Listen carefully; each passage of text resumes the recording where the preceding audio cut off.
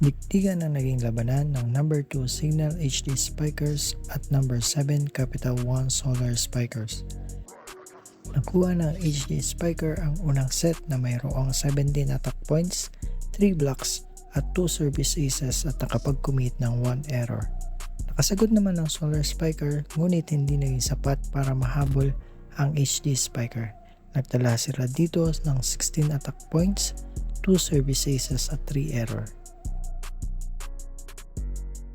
Naging dikit naman ang labanan nila sa set 2 at umabot sa set point up to 36 points. Nakuha din ng HD Spikers ang set 2 sa pamamagitan ng kanilang 22 attack points, 5 blocks at nakapag-commit ng 4 errors. Samantalang kinapos muli ang Solar Spiker na makuha ang set 2. Nagtala naman sila ng magandang record with 25 attack points, 5 blocks at nakapag-commit ng 9 errors. Saka gusto kong makapasok ng Solar Spiker sa semis ay kinuha nila ang set 3 at set 4. Nakapagtala sila ng 11 attacks, 2 blocks at nakapag-commit ng 6 errors sa set 3. At sa set 4 naman ay nakapagtala sila ng 17 attacks, 1 block at nakapag-commit ng 2 error. Samantalang ang HD Spikers naman ay madami ang nakommit nilang error.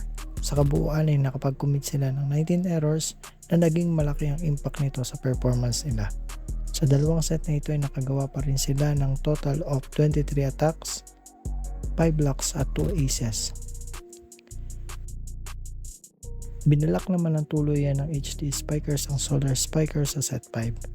Sa score na 15-12. Naging asset ang HD Spikers sa kanilang defense, especially sa kanilang blocking.